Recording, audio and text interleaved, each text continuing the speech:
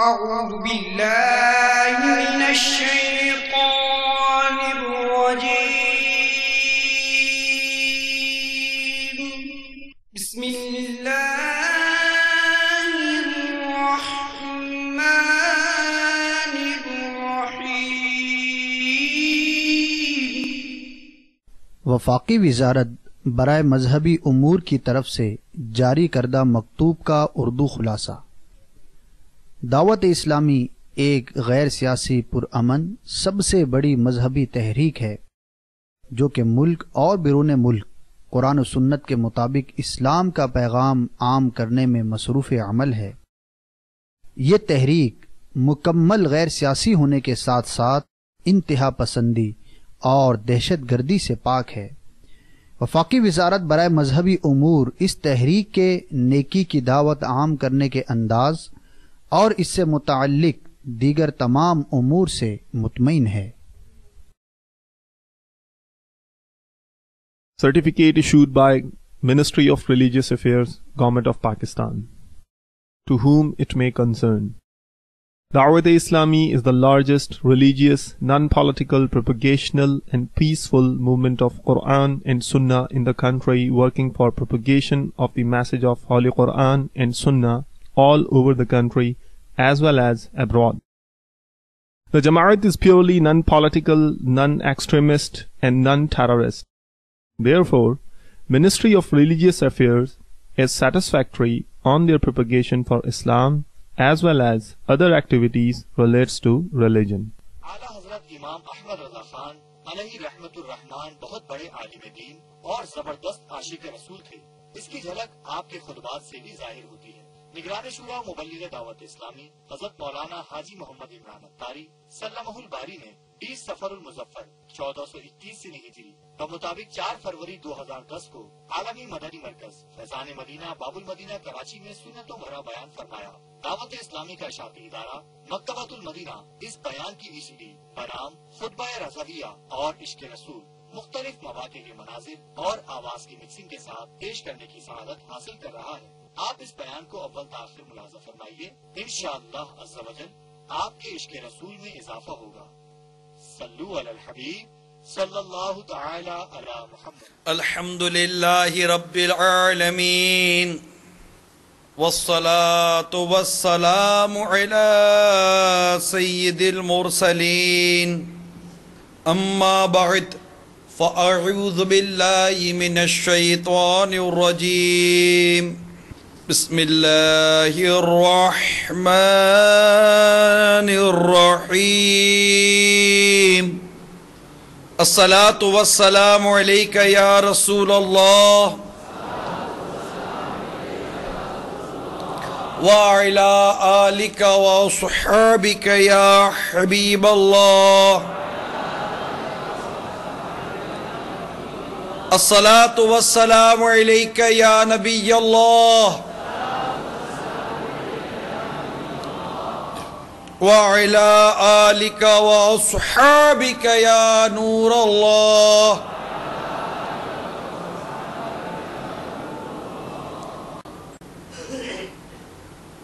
نویت سنت الاعتکاف. میٹھے میٹھے اسلامی بھائیوں، جب کبھی مسجد میں داخل ہوں یاد کر اعتکاف کی نیت ضرور کر لیا کیجیے. نبیوں کے سلطان رحمت عالمیان صلی اللہ تعالی علیہ وآلہ وسلم کا فرمان برکت نشان ہے. جس نے مجھ پر روز جمعہ 200 بار درود پاک پڑھا اس کے 200 سال کے گناہ معاف ہوں گے.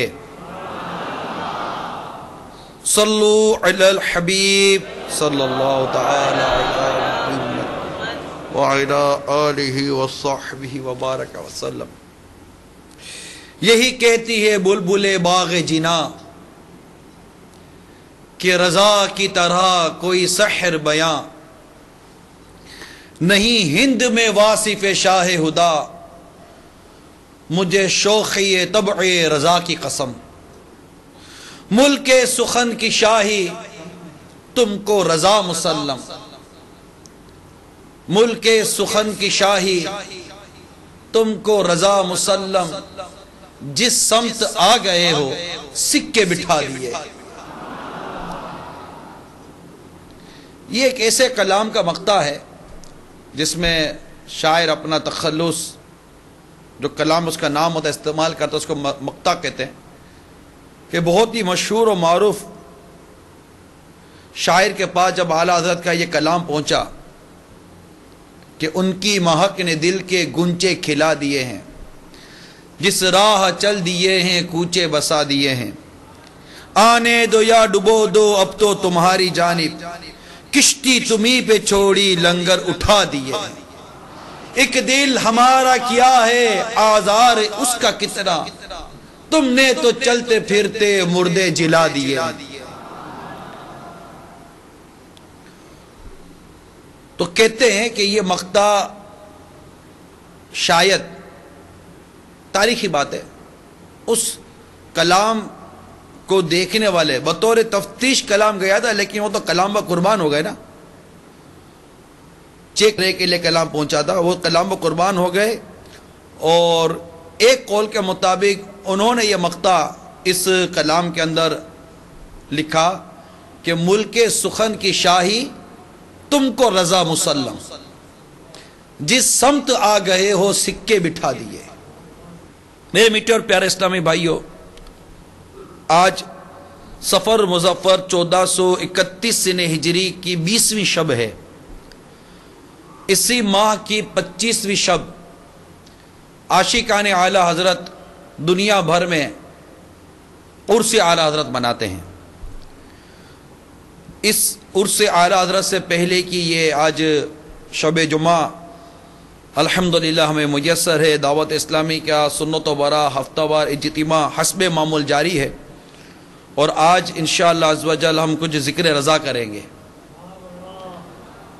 اور اس میں ظاہر ہے کہ اعلی حضرت کی سیرت اس وقت یکم سفر المظفر سے آج جیسے 20ویں شب ہے مسلسل مدنی چینل پر نشر ہو رہی ہے، کچھ شرح کلام رضا کی صورت میں اعلی حضرت کی سیرت بیان کی جا رہی ہے، ان کا ذوق، ان کی علمیت، ان کی فقاہت، تو کہیں تذکرہ امام احمد رضا میں بیان ہو رہا ہے، تو کہیں کس عنوان پر، کہیں کس عنوان پر میرے آقا اعلی حضرت امام اہل سنت کا ذکر مبارک کر کے ہم اپنے دلوں کو جلا بخش رہے ہیں، اور ان کا فیض پانے کی کوشش کر رہے ہیں کہ جہاں اللہ کے نیک بندوں کا ذکر ہوتا ہے وہ اللہ کی رحمتوں کا نزول ہوتا ہے۔ ویسے آج شب جمعہ ہے، رحمتوں کی رات ہے، برکتوں کی رات ہے، مسجد میں حاضر ہیں، اجتماع پاک دعوت اسلامی کا سنت و بر اجتماع اپنی برکتیں لٹا رہا ہے، عاشقان رسول کی صحبت یہاں الحمدللہ میسر ہے، اتنی ساری برکتیں جمع ہیں، اسی میں ایک برکت میرے آقا اعلی حضرت امام اہل سنت کا ذکر مبارک بھی ہے۔ اللہ تعالیٰ ان تمام برکتوں کے طفیل ہم سب کی مغفرت فرما دے، اور ہم سب کو بے حساب جنت میں داخلہ عطا فرما دے، ہمیں خطا اور لغزشوں سے بچا کر سنتوں کی خدمت کے لیے مرتے دم تک سلامتی اور استقامت اور اخلاص کے ساتھ قبول فرما لے، ہمارے ماں باپ کی پوری امت کی مغفرت فرمائے، آمین بجاہ النبی الامین صلی اللہ تعالی علیہ وآلہ وسلم۔ تو عرض کرنے کا مقصد یہ ہے کہ اعلی حضرت امام اہل سنت کی سیرت کے کئی شعبے ہیں، اور برسوں گزر گئے، خود کنز الایمان شریف کا جو ترجمہ اعلی حضرت نے دیا اسے 1 صدی ہو گئی، 100 سال گزر چکے، اور اعلی حضرت امام اہل سنت کا ذکر مبارک یہ عاشقان اعلی حضرت یہ کرتے چلے آ رہے ہیں، لیکن اعلی حضرت کی اپنی سیرت کے اندر اتنی گہرائی، اتنی ایک جاذبیت بھی اتنی ہے کہ جو سنتا ہے وہ کشش ہے، اس کے اندر سنتا چلا جاتا ہے۔ تو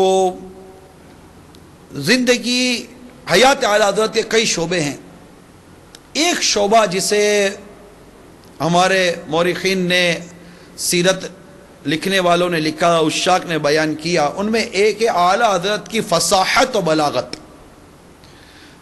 یعنی اعلیٰ حضرت کی خواہ اردو عبارات دیکھ لی جائیں، جو اردو تحریر ہے اعلیٰ حضرت کی وہ دیکھی جائے، یا اعلیٰ حضرت کی عربی عبارت دیکھی جائے، یا اعلیٰ حضرت کی فارسی عبارت دیکھی جائے، یعنی جس زبان میں بھی اعلیٰ حضرت کی قلم چلتی ہے وہ قلم چلتے چلتے اس زبان کا حق ادا کرتی کرتی چلی جاتی ہے۔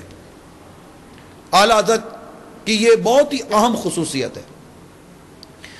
علماء، مشائخ اور اہل علم حضرات، انہوں نے جب ان تمام چیزوں کو دیکھا تو ان کے اپنے اپنے انداز ہوتے ہیں۔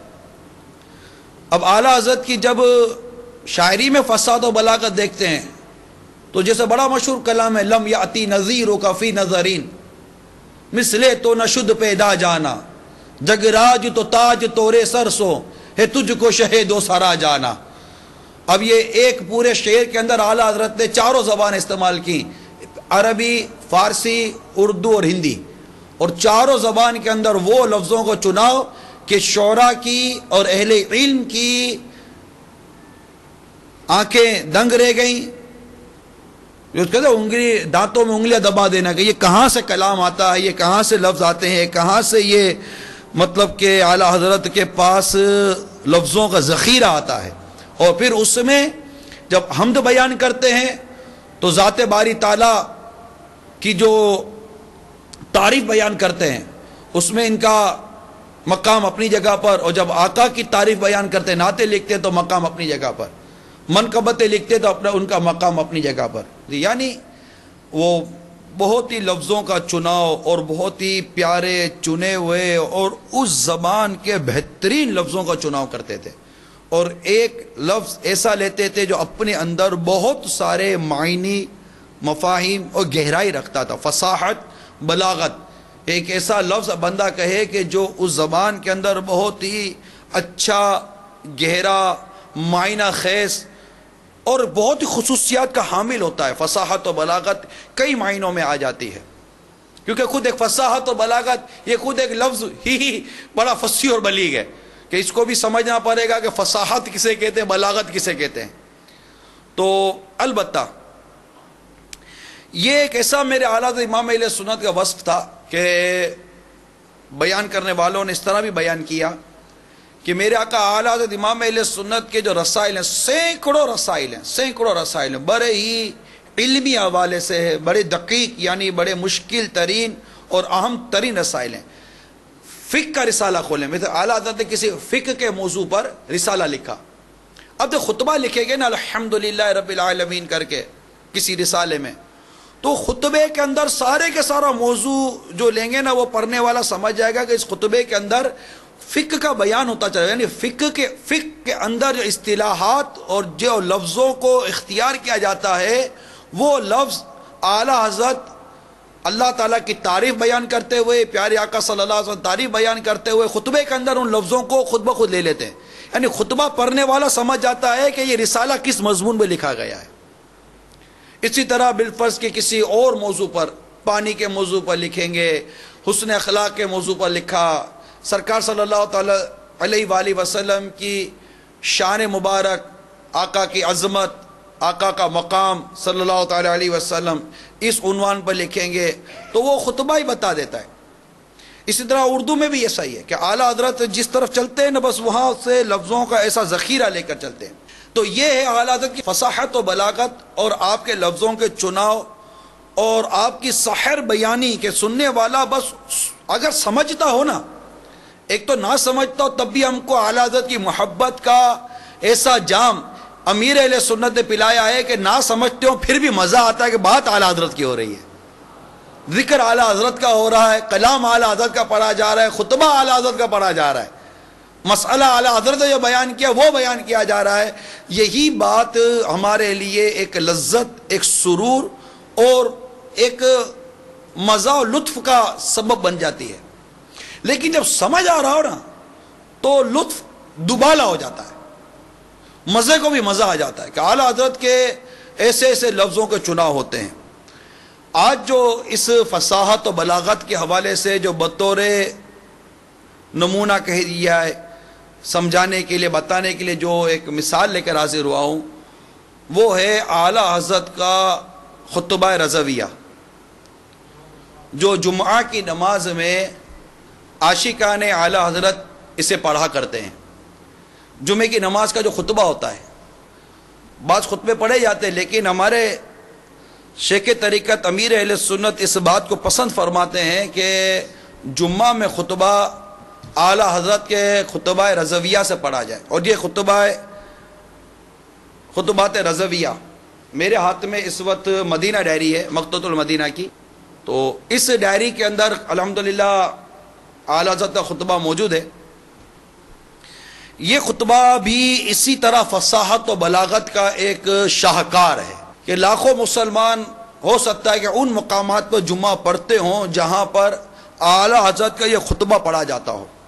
اب چونکہ یہ خطبہ از خود مطلب کہ کافی معنی رکھتا ہے، اس خطبے میں موجود چند مضامین بیان کرتا ہوں۔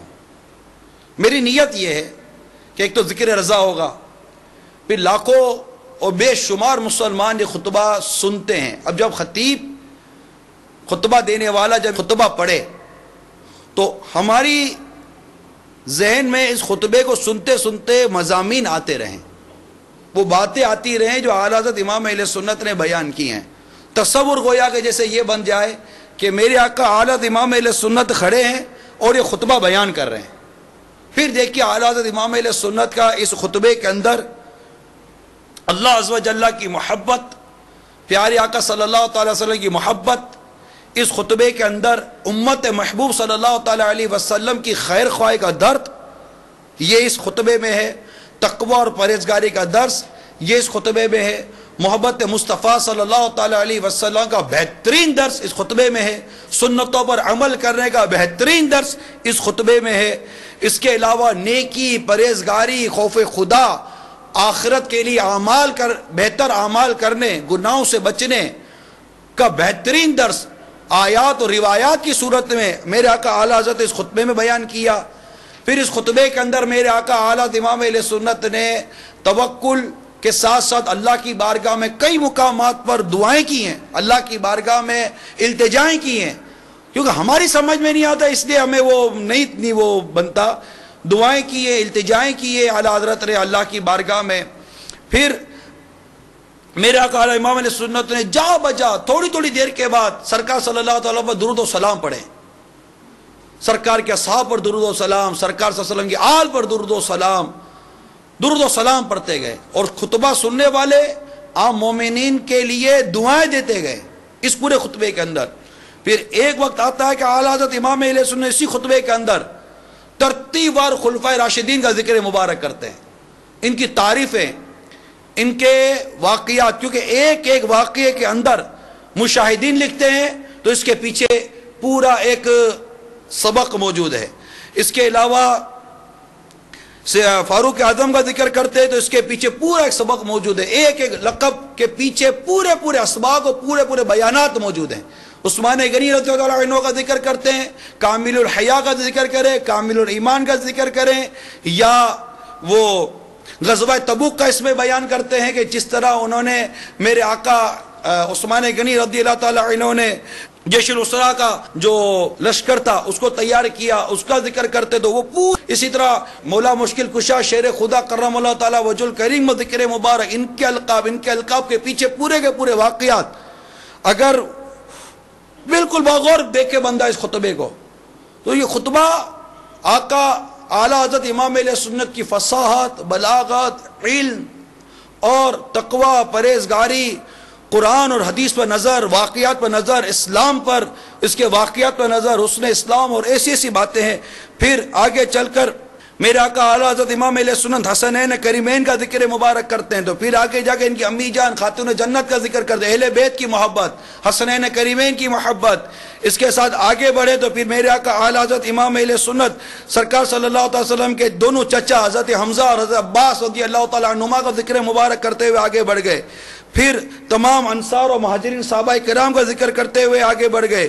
پھر دعائیں دیتے دیتے آگے بڑھتے ہیں، پھر بڑی پیاری دعائیں دیتے ہیں، وہ بھی دعائیں انشاءاللہ اگر وقت ملا تو بیان کروں گا۔ اس کے بعد قرآن پاک کی سورہ نحل کی آیت جو ہر خطبے کے آخر میں کم و بیش اس کو بیان کیا جاتا ہے، اور وہ آیت کریمہ بہت جامع، بہت معنی اور حسن معاشرت کے لیے ایک منارہ نور ہے، یہ ساری باتیں بیان کرتے ہیں اعلیٰ حضرت امام اس وقت اپنے خطبہ رضویہ میں۔ اب آپ بتائیے کہ اگر ہمیں پتہ ہو کہ اس خطبے میں کیا کیا بیان ہو رہا ہے تو خطبے آدھا 15 منٹ 12 منٹ کیا 1 گھنٹے کا خطبہ بیان ہو جائے اعلیٰ حضرت کا، بس مزے کو مزہ آ جائے۔ ہمارے چونکہ ایک بس وہ جمعہ بھی ایک رسم بن گیا، معاذ اللہ ثم معاذ اللہ، اتنی برکتوں والا جمعہ، اور جمعہ میں بھی بہت ہی برکتوں والا خطبے کا ایک وقت ہے، یعنی قبولیت دعا کے جو اوقات بیان کیے گئے ہیں جمعہ کے اندر، ان قبولیت دعا کے اوقات میں ایک وقت صاحب بہار شریعت کے نزدیک جمعہ کے دن قبولیت دعا کی ساعتوں کے بارے میں 2 قول قوی ہیں، صاحب بہار شریعت بیان کرتے ہیں۔ ایک قول امام کے خطبے کے لیے بیٹھنے سے ختم نماز تک دعا قبول ہوتی ہے، اور دوسرا جمعہ کی پچھلی ساعت دعا قبول ہوتی ہے۔ یہ بات نماز کے احکام کے صفحہ نمبر 410 پر لکھی گئی ہے، میرا امیر سنت نے اس کو نقل کیا ہے۔ اس کے علاوہ اور بھی پورے یہ فیضان جمعہ پورا رسالہ ہے، اسے پڑھا جا سکتا ہے۔ البتہ میرے آقا اعلیٰ امام اہل سنت نے اس خطبے کا آغاز اللہ کی حمد سے کیا۔ الحمدللہ الذی فضل سیدنا و مولانا محمدا صلی اللہ تعالی علیہ وسلم علی العالمین جميعا، کہ تمام تعریفیں اللہ کے لیے ہیں، تمام تعریفیں اللہ تعالیٰ کے لیے ہیں۔ اب اللہ تعالیٰ کی تعریف کس طرح کر رہے ہیں؟ تمام تعریفیں اللہ تعالیٰ کے لیے ہیں، جس نے ہمارے سردار و ہمارے آقا و مولا صلی اللہ تعالی علیہ وسلم کو سب جہانوں سے افضل بنایا۔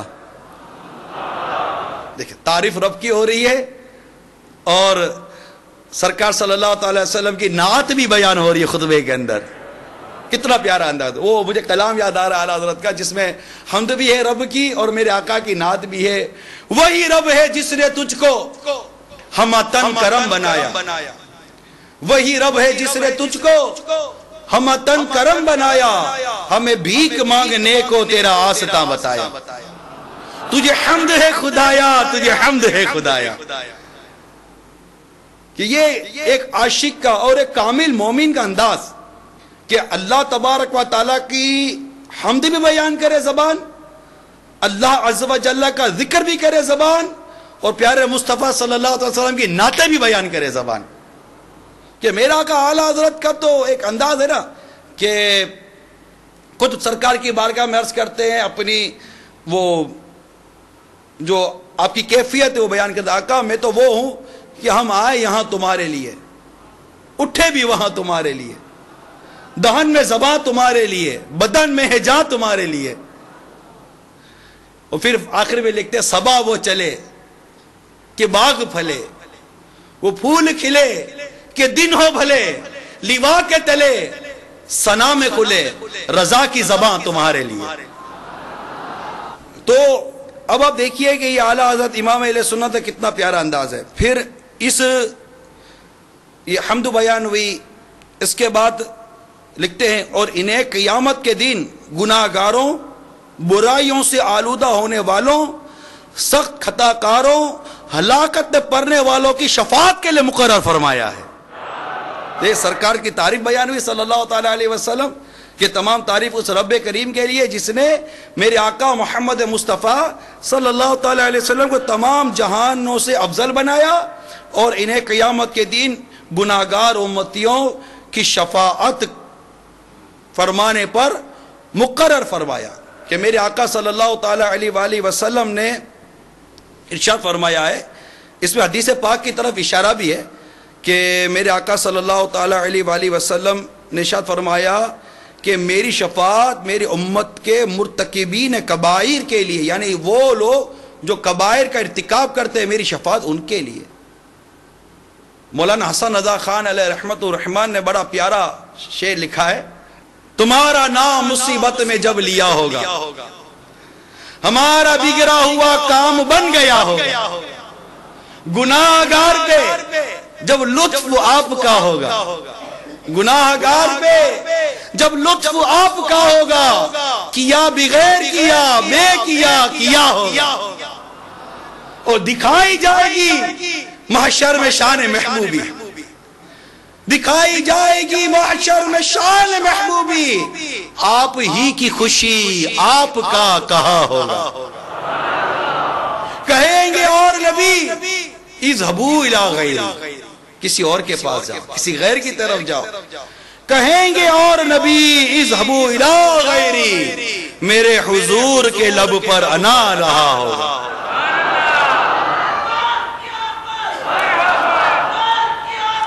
تو میرے میٹھے اور پیارے اسلامی بھائیوں، گویا کہ خطبے کے اس حصے میں ہمارے آقا اعلیٰ امام اہل سنت نے سرکار صلی اللہ تعالی وسلم کی شفاعت مبارکہ کا ذکر کیا ہے کہ آپ کی شفاعت گناہ گاروں سیاہ کاروں کو آقا کی شفاعت ملے گی۔ اور میرے آقا اعلیٰ حضرت اپنے کلام میں ایک اور جگہ بھی اس کا ذکر کیا ہے، کیا ہی ذوق افزا شفاعت ہے تمہاری واہ واہ، کیا ہی ذوق افزا شفاعت ہے تمہاری واہ واہ، قرض لیتی ہے گناہ پرہیزگاری واہ واہ۔ اور ایک اور مقام پر میرا کا اعلیٰ حضرت لکھتے ہیں، وسعتیں دی ہے خدا نے دامن محبوب کو، وسعتیں دی ہے خدا نے دامن محبوب کو، جرم کھلتے جائیں گے اور وہ چھپاتے جائیں گے۔ انشاءاللہ آقا کی شفاعت کے صدقے میں ہم بھی جنت میں بے حساب داخلہ پائیں گے، اور ایسے داخلہ پائیں گے کہ خلد میں ہوگا ہمارا داخلہ اس شان سے یا رسول اللہ کا نعرہ لگاتے جائیں گے انشاءاللہ۔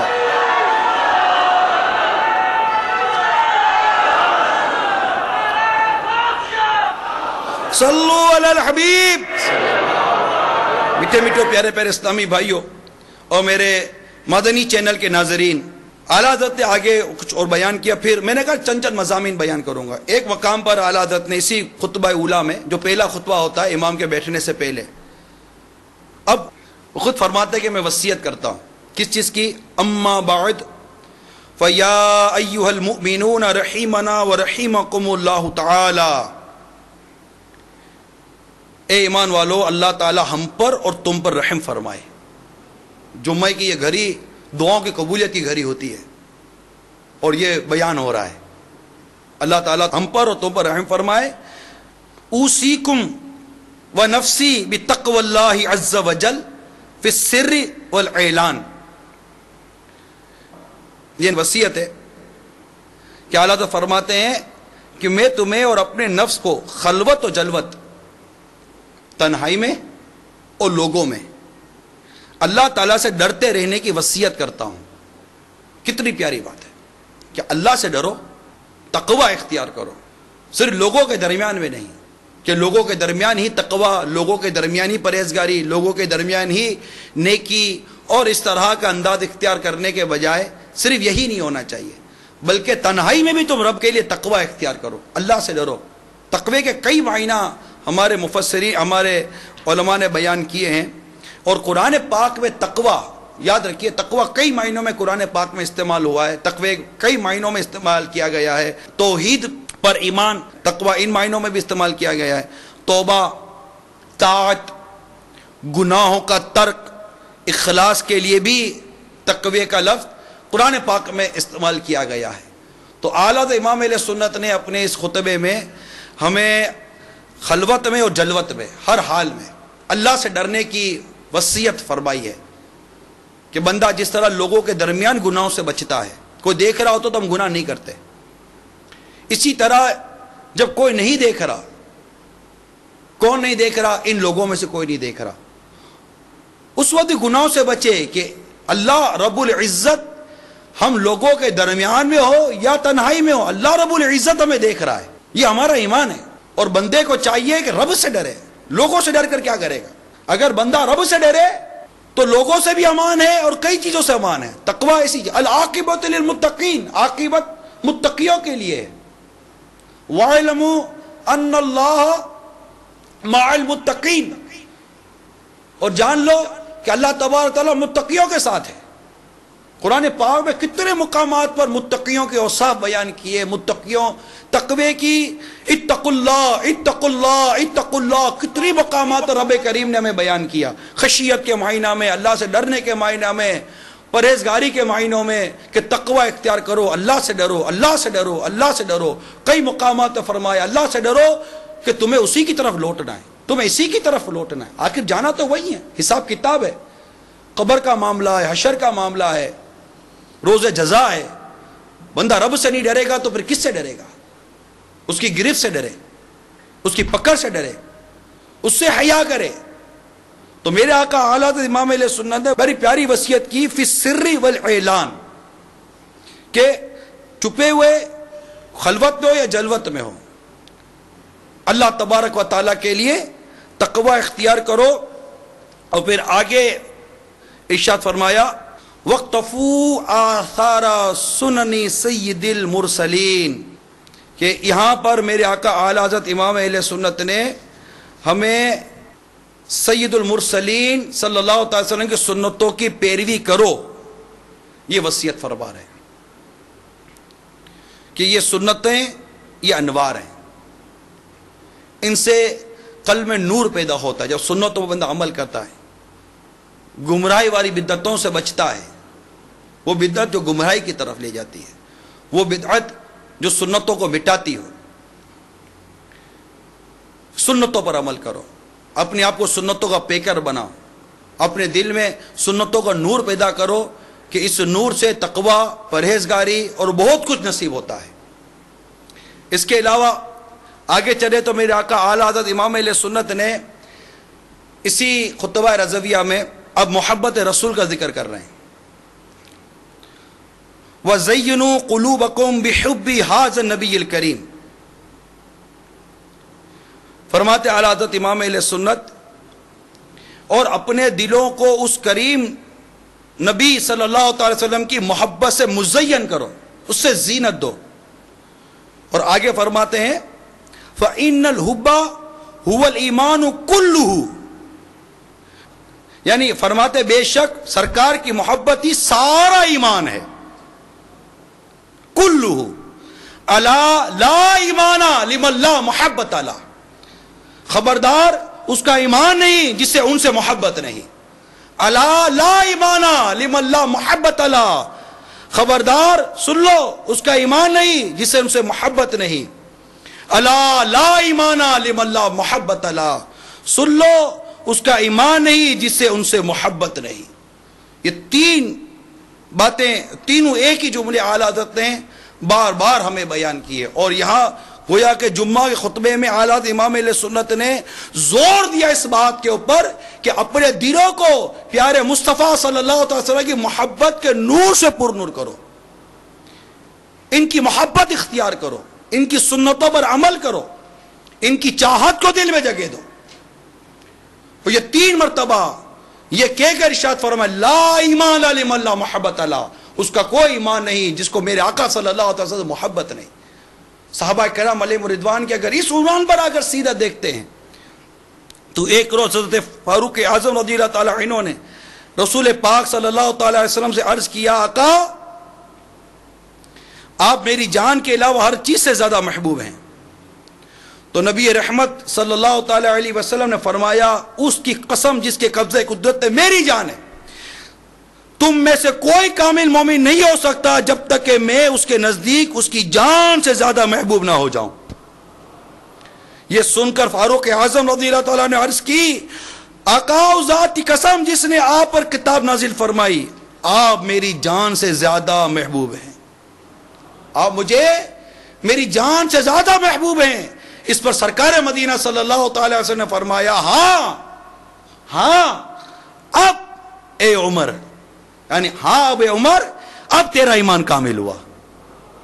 کب؟ جب میرے آقا صلی اللہ تعالی علیہ وسلم کی محبت اپنی جان سے زیادہ عزیز ہو گئی، اپنی جان سے بڑھ کر سرکار صلی اللہ تعالی علیہ وسلم کی محبت دل میں داخل ہوئی، اور اس کا اقرار فاروق اعظم رضی اللہ عنہ نے کیا کہ آقا میری جان سے بڑھ کر میں آپ سے محبت کرتا ہوں۔ تو میرے آقا نے فرمایا عمر اب عمر ایمان کامل ہوا ہے، کہ میرے آقا صلی اللہ تعالی علیہ وسلم نے ارشاد فرمایا، بخاری کی حدیث ہے، تم میں سے کوئی اس وقت تک مومن نہیں ہو سکتا جب تک کہ میں اس کے نزدیک اس کے والد، اولاد اور تمام لوگوں سے زیادہ محبوب نہ ہو جاؤں.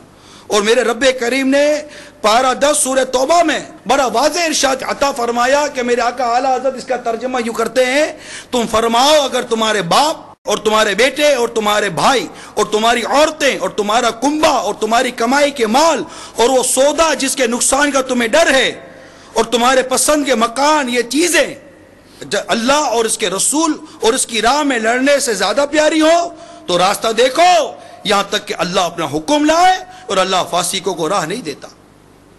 غور کیجئے میٹھے میٹھے پیارے اسلامی بھائیوں، باپ، تمہارے باپ کی ماں، بیٹے، بھائی، عورتیں، کنبہ، کمائی کے مال، وہ سودا، کمائی کے مال، اب کاروبار کی بات آ رہی ہے، وہ سودا جس کے نقصان کا تمہیں ڈر ہے، تمہارے پسند کے مکان، یہ چیزیں میرے رب عز و جل نے گنتی کروائی اور فرمایا یہ چیزیں اللہ اور اس کے رسول اور اس کی راہ میں لڑنے سے زیادہ پیاری ہیں، تو راستہ دیکھو یہاں تک کہ اللہ تعالیٰ اپنا حکم لائے اور اللہ فاسقوں کو راہ نہیں دیتا.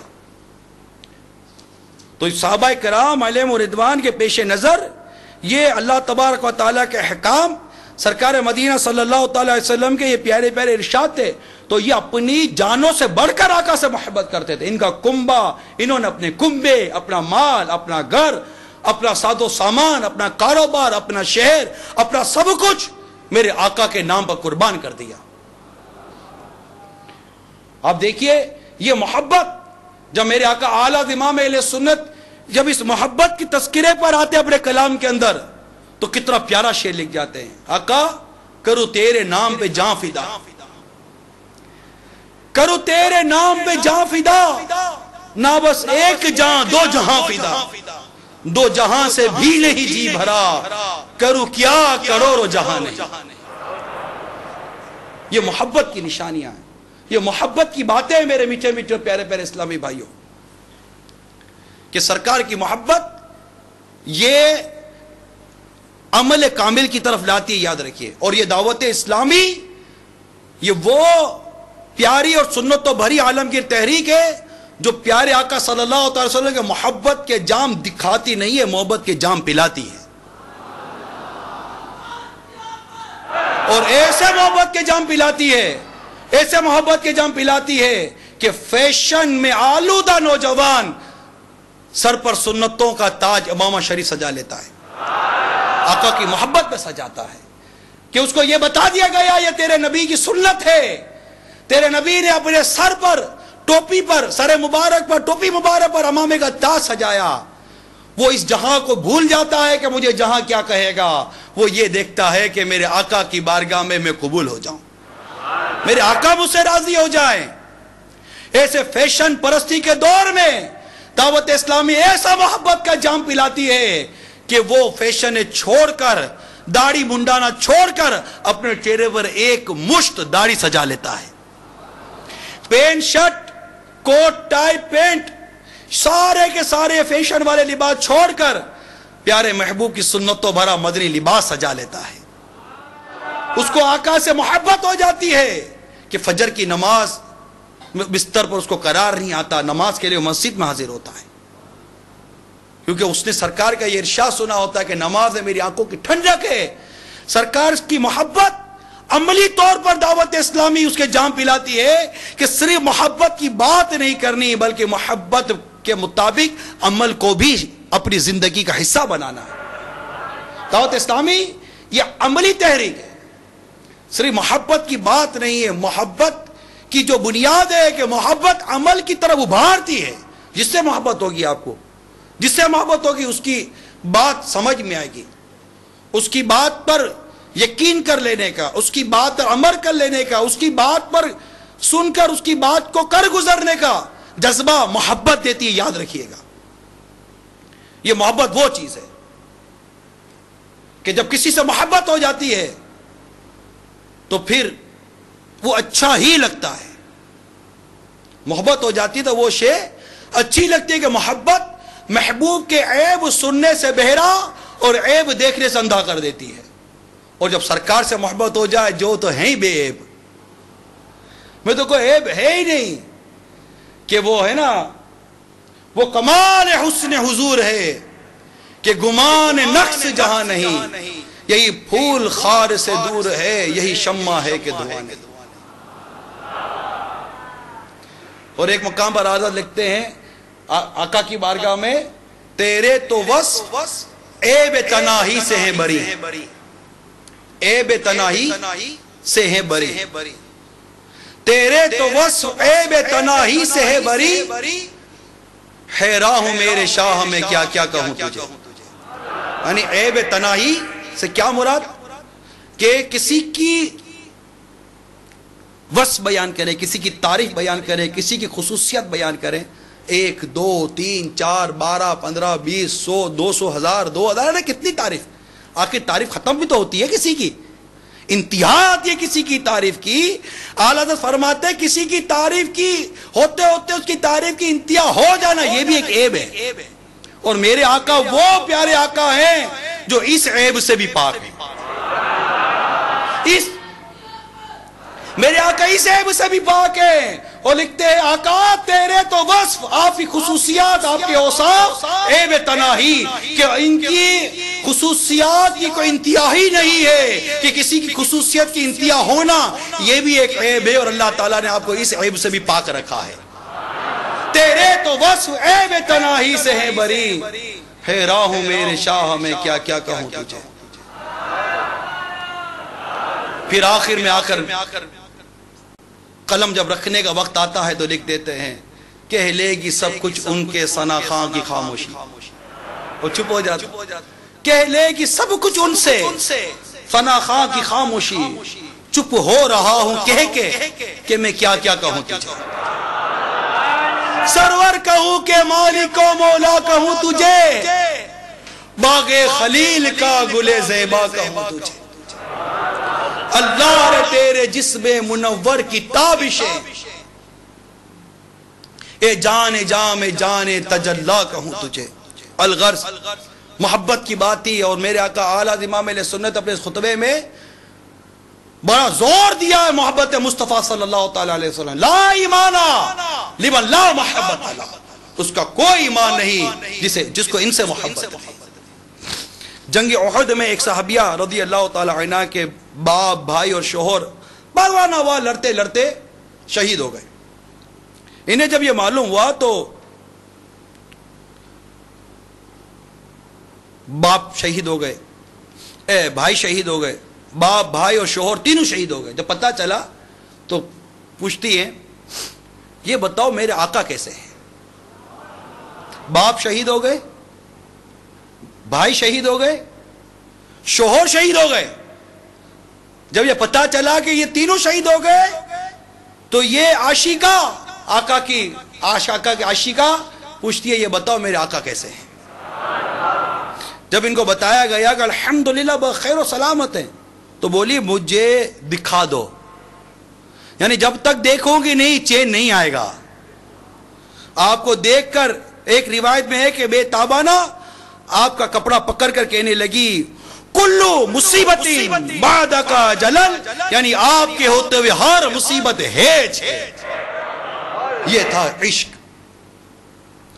حضرت عائشہ صدیقہ رضی اللہ تعالی عنہ فرماتی ایک شخص نے رسول پاک صلی اللہ تعالی وسلم کی خدمت میں حاضر ہو کر عرض کی آقا آپ یقیناً میرے نزدیک میری جان اور میری اولاد سے بھی زیادہ محبوب ہیں, لیکن جس وقت آپ یاد آ جاتے ہیں تو جب تک آپ کی خدمت میں حاضر ہو کر آپ کو دیکھ نہ لوں قرار نہیں آتا.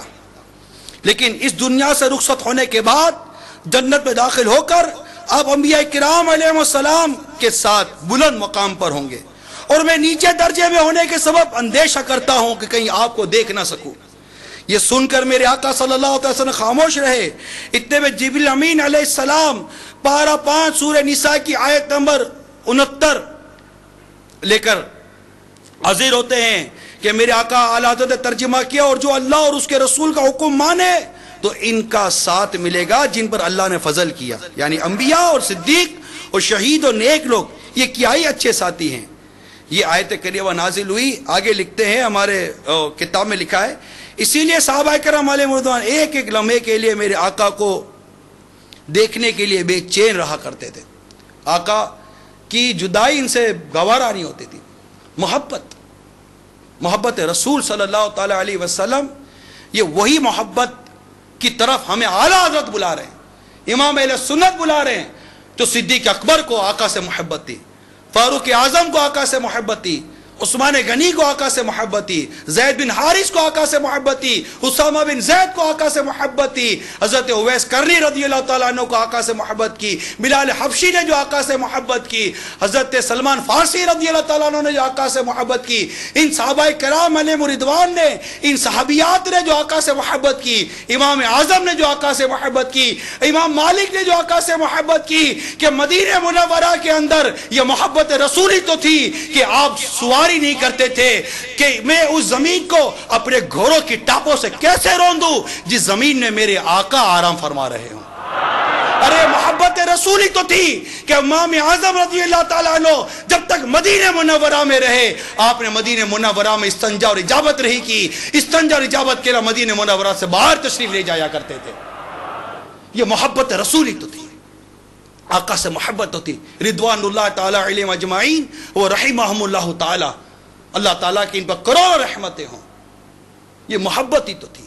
وہ سوکھا تنا جس کو ٹیک لگا کر میرے آقا خطبہ دیا کرتے تھے، ممبر شریف بن جانے کے بعد جب میرے آقا ممبر پر جلوہ گر ہوتے ہیں تو سوکھا تنا اس طرح روتا ہے جیسے کہ بچہ ماں کی گود سے بچھڑ کر روتا ہے. یہ محبت تو تھی اس سوکھے تنے کو میرے آقا کے قرب سے، کہ میرے آقا کا قرب مجھ سے جدا ہو گیا، میرے آقا کا قرب چلا گیا. ارے وہ محبت ہی تو تھی میرے آقا صلی اللہ علیہ وسلم کی کہ جس دراز گوشت پر میرے آقا سواری فرمایا کرتے تھے، آقا کے وصال ظاہری کے بعد وہ دوڑا اور کنویں میں جا کر چھلانگ لگا کر اپنی جان دے دی. یہ محبت ہی تو تھی سرکار صلی اللہ علیہ وسلم. ارے محبت ہی تو تھی کہ صحابی اللہ کی بارگاہ میں دعا کرتے، یا اللہ تیرے محبوب کا وصال ظاہری ہو گیا، وہ دنیا سے رخصت ہو گئے، یہ آنکھیں تو تھی تیرے محبوب کا جلوہ دیکھے، اب تیرے محبوب ہی نہ رہے تو اللہ ان آنکھوں کا نور کیا کروں گا، یہ آنکھوں کا نور واپس لے لے. ہاتھ آئے بھی نہ تھے نیچے کہ آنکھوں کا نور چلا گیا. ان آنکھوں کا ورنہ کوئی مصرف ہی نہیں ہے، سرکار تمہارا رخ زیبا نظر آئے. یہ آقا کی محبت ہی تو تھی کہ سرکار صلی اللہ تعالی وسلم ایک صحابی کے گھر کے پاس سے گزرے، ان کے مکان کو تھوڑا سا بلند پایا، واپس آئے تشریف لے آئے. وہ صحابی حاضر بارگاہ رسالت ہوتے ہیں، سلام عرض کرتے ہیں، آقا رخ روشن پھیر لیتے ہیں. آقا نے ناراضی کا اظہار کیا، صحابی بے چین بے قرار ہیں کہ میرے آقا میری طرف التفات کیوں نہیں فرما رہے. عرض کی گئی، صحابہ کرام سے معلومات حاصل کی گئی تو پتہ چلا ہو سکتا ہے تمہارا وہ مکان دیکھ کر آقا کے قلب کو رنجیت کی ہوئی ہو. اب آقا کی بارگاہ میں نہیں جاتے کہ آقا کے واقعی میرے مکان کی وجہ سے آپ کو رنجیت کی ہوئی ہے، کیا یہی ایک سبب ہے؟ نہیں، پہلے گئے اور اس مکان کو زمین دوز کر دیا، اس کو صفحہ ہستی سے مٹا دیا. پھر آقا کی بارگاہ میں آ کر عرض کرتے، آقا جس مکان کی وجہ سے میرے آقا کے قلب کو تکلیف پہنچی وہ مکان صفحہ ہستی سے مٹا دیا گیا ہے. میرے آقا آپ میرے سے روٹھ نہ جائیں، میرے سے ناراض نہ ہو جائیں. یہ محبت تھی میرے آقا صلی اللہ تعالی صحابہ کرام علیہ رضوان کی کہ مال و اسباب رکھتے تھے مکہ مکرمہ کے اندر، بڑی بڑی تجارتیں رکھتے تھے مکہ مکرمہ کے اندر. آقا نے فرمایا مدینہ منورہ کی طرف ہجرت کر جا. ایک صحابی ہجرت کر گئے، کفار پیچھے دوڑے. غالباً صہیب رومی رضی اللہ تعالیٰ عنہ کا یہ واقعہ مجھے یاد پڑتا ہے، ان کا ہے. پیچھے دوڑے، گھیر لیا، کہاں جا رہے ہو، ایسے کیسے جاؤ گے، آپ آئے یہاں تجارت کی، اتنا مال کما اب جا رہے ہو. تو فرمایا تمہیں میرا مال چاہیے نا، میرا مال فلاں جگہ پر رکھا، مال تمہیں دے دو مجھے جانے دو گے. کہا مال دے دو تمہیں جانے دیں گا، مال لے لو مجھے مصطفیٰ کے قدموں میں جانے دو صلی اللہ علیہ وسلم. مال دے دیا. ارے محبت تھی سرکار صلی اللہ تعالی علیہ وسلم، یقین مانو محبت تھی کہ بلال حبشی رضی اللہ تعالیٰ عنہ شام سے چلتے ہیں آقا کا خواب میں جلوہ دے کر کے آقا نے بلایا ہے. محبت تھی. ویسے کنی رضی اللہ تعالیٰ عنہ کی آج شہرت ہے، کوچے کوچے کریا کریا اس شاہ کے دل میں ان کی محبت کا دیا جلتا ہے. ان کی محبت تھی سرکار صلی اللہ تعالی وسلم سے. جو ویسے کرنی رضی اللہ تعالیٰ کا اتنا نام ہے, ان کی اصل پہچان محبت مصطفیٰ صلی اللہ تعالی وسلم. صدیق اکبر, عثمان غنی, خلفائے راشدین, تمام صحابہ کرام علیہ رضوان کو دیکھ لیجئے. ان کی محبت جب سرکار کا وصال ظاہری ہوا, دیکھنے جیسا عالم تھا کہ صحابہ کرام علیہ رضوان پر کیسی قیامت اٹھی تھی. یہ محبت تھی. یہ سرکار صلی اللہ علیہ وسلم کی ادا کو ادا. سرکار نے صوم اور وصال رکھنے شروع کیے, پیدر پہ روزے. صحابہ کرام نے پیدر پہ روزے رکھنے شروع کر دیے. کمزوری ہو گئی. عرض کی گئی آقا آپ کی صوم الوصال کے پیچھے یہ بھی صوم الوصال, پیدر پہ روزے انہوں نے رکھنے شروع کر دیا. آقا نے فرمایا ایکم مثلی, تم میں سے کون ہے میری مثل؟ مجھے میرا رب کھلاتا ہے, مجھے میرا رب پلاتا ہے. مگر دیکھیے تو صحیح, سرکار صلی اللہ علیہ وسلم فاقے کر رہے ہیں, صحابہ بھی فاقے کرتے ہیں. سرکار صلی اللہ علیہ وسلم کا سوشل بائیکاٹ کیا جا رہا ہے شعیب ابی طالب میں, فاقے ہو رہے ہیں وہاں پر, صحابہ کرام بھی فاقے کر رہے ہیں. آقا پتھر باندھتے ہیں تو صحابہ بھی پتھر باندھ رہے ہیں. آقا کے کپڑوں پر پیوند مبارک کا پتہ چلے تو صحابہ بھی اپنے کپڑوں پر پیوند لگا لیتے ہیں. آقا نے زہد و قناعت, زہد و تقوی کا درس دیا, صحابہ کرام نے اس کو اختیار کیا. آقا کے پیچھے صلی اللہ تعالی علیہ وسلم طویل طویل نمازیں پڑھا کرتے تھے. بلکہ ایک صحابی کے بارے میں تو آتا ہے کہ انہیں پتہ چلا سرکار صلی اللہ تعالی علیہ وسلم کچھ روٹھ گئے. بخاری شریف کی حدیث کا یہ حصہ ہے کہ پہلی صف میں نماز پڑھ رہے ہیں اور کن اکھیوں سے آقا کو دیکھتے چلے جاتے تھے. ارے یہ محبت نہیں تو کیا ہے. آقا کو تکتے رہنا ہوتی تھی, ان کی زندگی آقا کو تکتے رہتے تھے. تو میرے میٹھے پیارے اسلام, یہ وہ محبت رسول صلی اللہ تعالی علیہ وسلم ہے, یہ وہ محبت مصطفیٰ صلی اللہ تعالی وسلم ہے جس کی طرف میرے آقا اعلی حضرت امام اہل سنت نے ہمیں خطبہ جمعہ کے خطبے میں بلایا. لا ایمان لمن لا محبت اللہ. ایک صحابی نے سرکار کی بارگاہ میں آ کر عرض کی آقا قیامت کب آئے گی؟ حدیث پاک کا خلاصہ جو بھی میں نے روایتیں بیان کی ہیں اس کا مضمون و خلاصہ ہی عرض کیا ہے. عرض کہ آقا قیامت کب قائم ہوگی؟ ارشاد فرمایا تو نے قیامت کی کیا تیاری کی ہے؟ تو نے قیامت کی کیا تیاری کی ہے؟ عرض کی آقا نہ نماز زیادہ ہے نہ روزے زیادہ ہیں, ان عبادتیں زیادہ نہیں ہیں, لیکن میں اللہ اور اس کے رسول سے محبت کرتا ہوں. آقا میں اللہ اور اس کے رسول سے محبت کرتا ہوں. میرے آقا صلی اللہ تعالی وسلم نے فرمایا کہ تو جس سے محبت کرتا ہے مرنے کے بعد اس کے ساتھ ہوگا.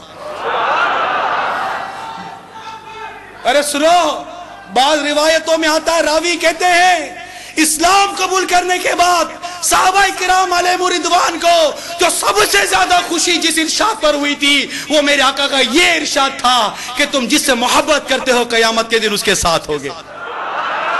یہ جانتے ہیں کہ ہم کو اس بددعا کے چہرے والے سے محبت ہے, واللیل کی زلفوں والے سے محبت ہے, ہمیں ان سے محبت ہے. ان کے ایک اشارے پر ہم اپنی جان قربان کر دیتے ہیں. ان کے جسم کا بال جدا ہو تو وہ ہمیں چاہیے, ان کے جسم سے پسینہ بہے تو وہ ہمیں چاہیے, ان کے بدن سے ناخن جدا ہو تو ہمیں چاہیے, ان کے وضو کا پانی اگر بہے تو زمین پہ گرنے سے پہلے وہ ہمیں چاہیے. یہ ان کی محبت تھی. الا لا ایمان لمن لا محبت اللہ, اس کا کوئی ایمان نہیں جس کو ان سے محبت نہیں. یہ محبت ہے. آج اس محبت کا درس عام کرنے کے لیے عشق رسول کی شمعیں کوچے کوچے کریا کریا مزید اس کو اور جلانے کے لیے اور اس میں برکت پانے کے لیے, اس سے ہمیں برکت ملے گی. الحمد دعوت اسلامی کا یہ سنت و برا پیغام عام کیجئے, مدنی چینل کو عام کیجئے, مدنی قافلوں میں سفر کیجئے, مدنی انعامات پر عمل کریں, اپنے علاقے میں درس دیں. دعوت اسلامی یہ وہ عظیم ماحول ہے میرے میٹھے اور پیارے اسلام بھائیوں کہ جو اس ماحول کے قریب آ جاتا ہے وہ مدینہ مدینہ کرنے لگ جاتا ہے. کیوں کرتا مدینہ مدینہ, کیوں کرتا مدینہ مدینہ, یہ مدینہ مدینہ کیوں کیا جا رہا ہے؟ آخر مدینہ کی محبت کا اتنا دم کیوں بھرا جا رہا ہے؟ آخر گنبد خضرا پر جان قربان کرنے کا کیوں جی چاہ رہا ہے؟ اس کا جواب میرے آقا امیر علیہ سنت اپنے شعر میں دے دیا. مدینہ اس لیے عطار جان و دل سے ہے پیارا. مدینہ کس لیے پیارا ہے؟ کس لیے پیارا ہے مدینہ؟ مدینہ اس لیے عطار جان و دل سے ہے پیارا کہ رہتے ہیں میرے آقا میرے دلبر مدینے میں.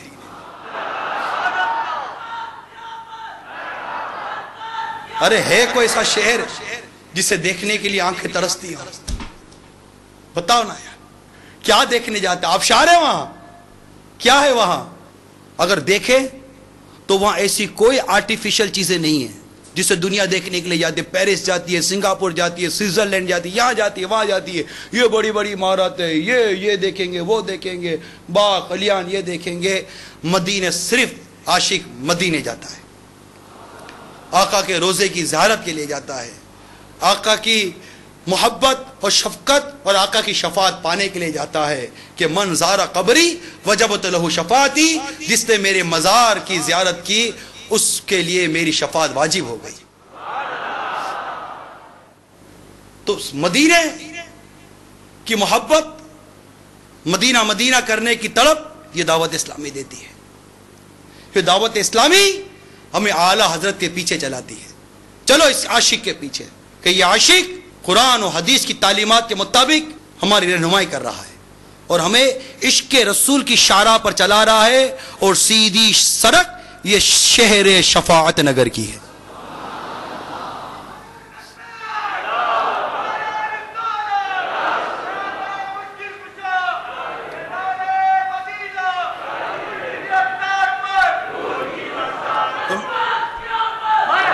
میرے میٹھے میٹھے اور پیارے پیارے اسلامی بھائیوں، خطبہ رضویہ یہ میرا موضوع تھا، لیکن محبت رسول کی بات چلی، عشق رسول کی بات چلی صلی اللہ تعالی علیہ وآلہ وسلم، تو کچھ صحابہ کرام علیہم رضوان کے واقعات حصول برکت کے لیے آپ کے گوشت گزار کیے، بیان کرنے کی سعادت حاصل کی.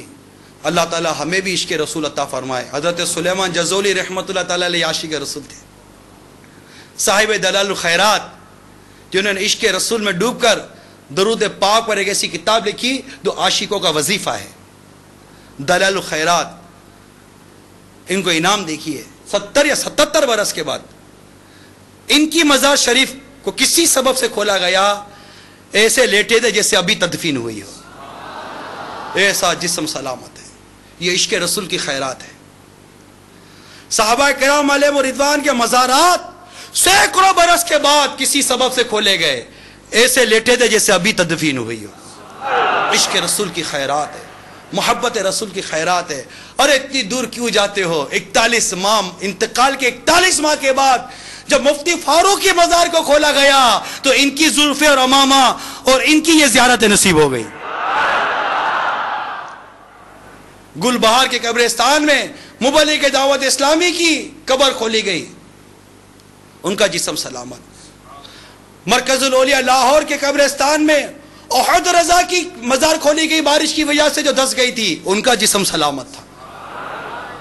عشق رسول کی خیرات، اعلی حضرت کے پیچھے چلنے والوں کو انعام ملتا ہے، غوث پاک کے غلاموں کو انعام ملتا ہے. خود میری آقا امیر اہل سنت کی والدہ ماجدہ جس مقام پر آپ کا انتقال ہوا، جس خطہ زمین پر، جس حصہ زمین پر آپ کا انتقال ہوا، کئی دنوں تک اس زمین کے حصے سے روزانہ مختلف خوشبوئیں آیا کرتی تھی.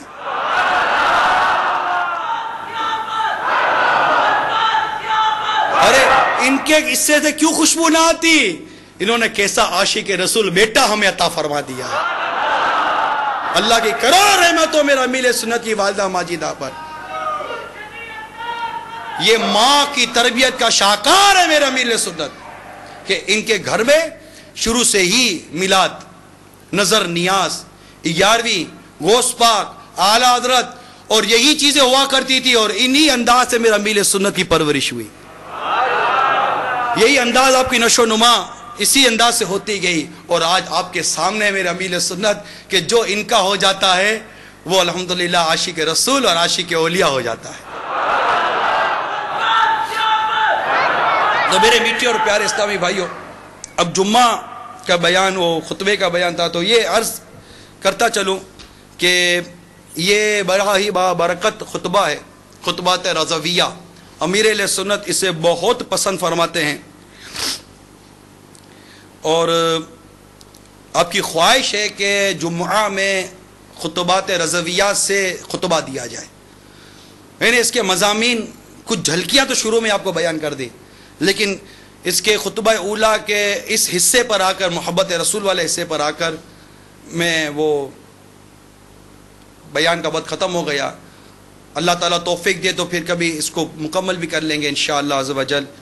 البتہ یہ خطبہ سننے اور خطبہ دینے جو ہمارے اسلامی بھائی جمعہ پڑھاتے ہیں، یہ ضرور اس میں شرکت کیجئے. چند خطبے کے متعلق چند مدنی پھول عرض کرتا چلوں کہ روایتوں میں آتا ہے کہ سرکار صلی اللہ تعالیٰ علیہ وآلہ وسلم نے فرمایا، حاضر رہو خطبے کے وقت اور امام سے قریب رہو، اس لیے کہ آدمی جس قدر دور رہے گا اسی قدر جنت میں پیچھے رہے گا، اگرچہ وہ یعنی مسلمان جنت میں داخل ضرور ہوگا.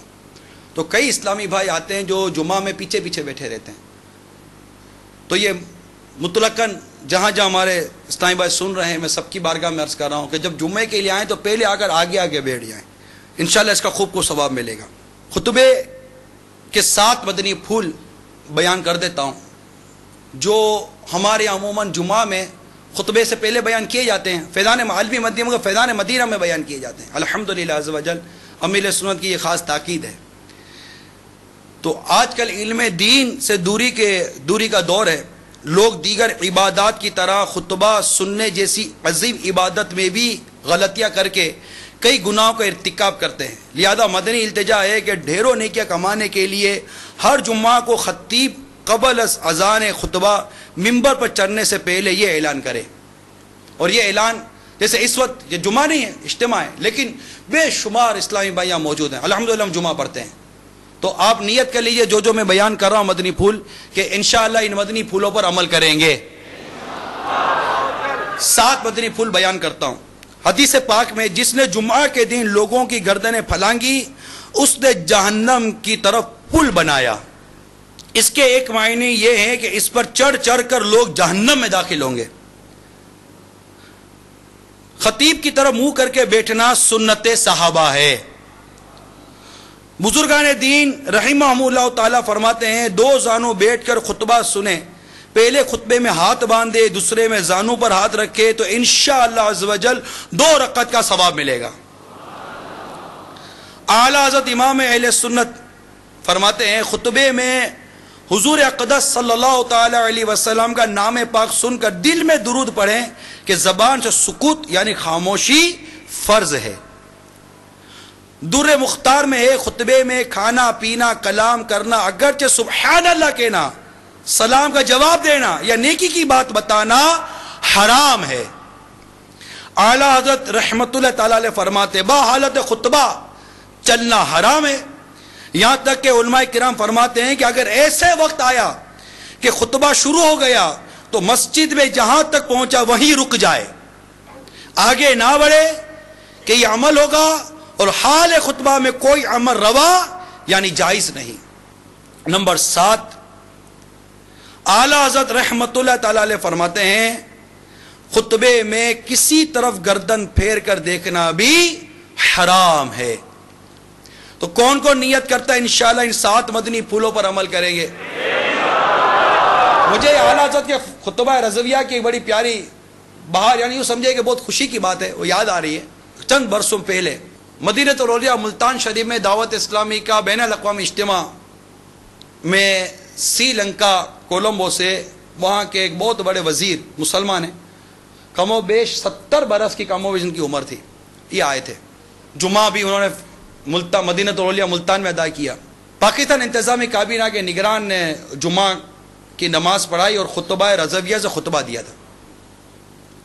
نماز وغیرہ سے فارغ ہونے کے بعد پھر ملاقات کی ترکیب تھی وہیں صحرائے مدینہ میں.